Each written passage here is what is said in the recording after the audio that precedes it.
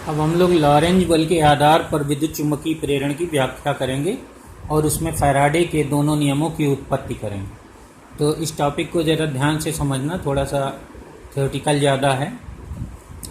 अब यहाँ पर हम समझेंगे, ये यहाँ पर ये सब लिखा हुआ है। अगर पॉज करके नोट्स बनाना चाहे ना तो बना लेना, वरना मैं बोले दे रहा हूँ, समझ में आ जाए तो अपने आप बना लेना नोट्स।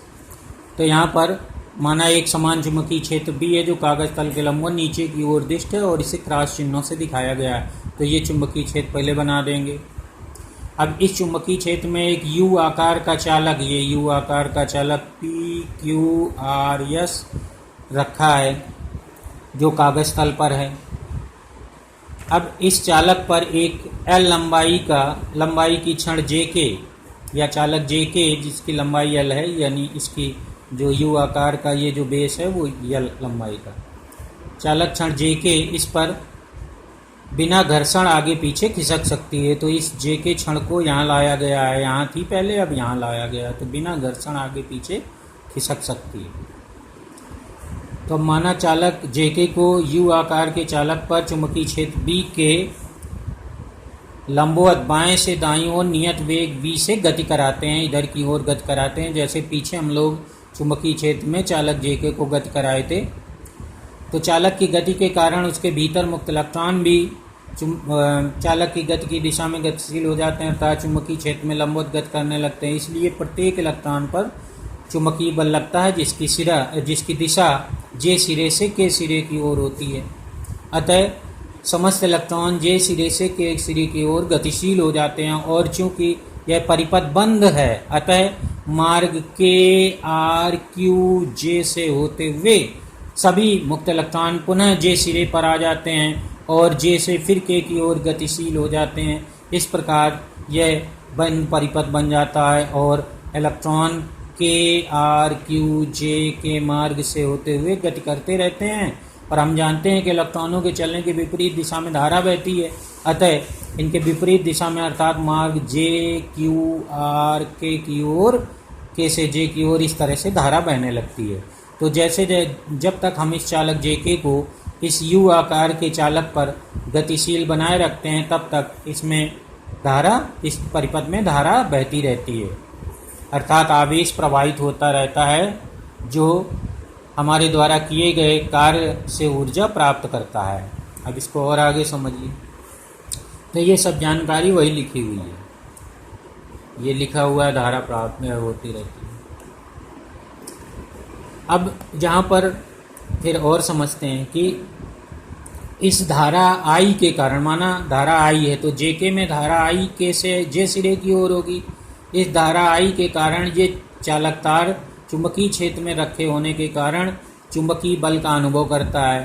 फ्लेमिंग के बाएं हाथ के नियम के अनुसार इस चालक JK पर धारा I के कारण जो लगने वाले बल की दिशा होगी वह F' चालक की गति के विपरीत दिशा में होगी, इधर की ओर होगी, क्योंकि ये फ्लेमिंग के बाएं हाथ का नियम, ये चुंबकीय क्षेत्र नीचे की ओर और ये धारा ऊपर की ओर, तो लगने वाला बल ऐसे बना लेंगे इस तरह से, ये चुंबकीय क्षेत्र नीचे की ओर, ये उंगली धारा की दिशा में, तो अंगूठा इधर की ओर हो जाएगा पीछे की ओर।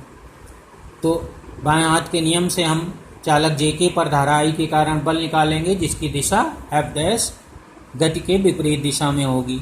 तो आप देखिए यहाँ पर ये जो बल लगा है F', जो चुंबकीय बल चालक JK पर लगा है, वह इसके गति के कारण लगता है और धारा ऐसी दिशा में उत्पन्न हो रही है जिससे कि इस प्रकार बल उत्पन्न हो जाए कि चालक JK के गति का विरोध होने लगे, जिससे वो स्वयं उत्पन्न हो रही है। चालक JK की गति से उत्पन्न हो रही है, उसी के विरोध करने के लिए इधर की ओर बल प्रोड्यूस कर दे रही है। तो इस प्रकार लेंज के नियम की पुष्टि होती है, जिसको फैराडे का दूसरा नियम कहा गया है। तो ये लिख देना है आपको यहाँ पर कि चालक की गति के कारण उसमें धारा ऐसी दिशा में उत्पन्न होती है जिससे कि उस पर एक ऐसा बल लगने लगता है जो चालक की गति का विरोध करता है, जिससे कि वह धारा स्वयं उत्पन्न होती है। इस प्रकार लेंज के नियम की पुष्टि होती है, अर्थात फैराडे के दूसरे नियम की उत्पत्ति होती है। तो ये लिख देंगे। अब आगे बढ़ते हैं हम लोग। अब आगे बढ़ने के लिए हम फिर लिखेंगे, यदि चालक JK को हम बाएं से दाईं ओर v वेग से लगातार गतिशील बनाए रखना चाहें तो हमें बल एफ डैश के विरुद्ध उतना ही बल या उससे थोड़ा अधिक बल दाहिनी ओर को लगाना होगा। तो मान लेते हैं कि बल एफ डैश के ठीक बराबर बल बराबर मान लिया जाता है, हालांकि थोड़ा ज़्यादा लगाना पड़ता है, लेकिन थियोरेटिकल हम लोग बराबर मानते हैं इसको। तो माना चालक जेके को गतिशील बनाए रखने के लिए हम एक बल एफ लगाते हैं जो कि एफ डैश के विरुद्ध विपरीत दिशा में होता है, अर्थात माइनस IBL होगा, लगाना होगा।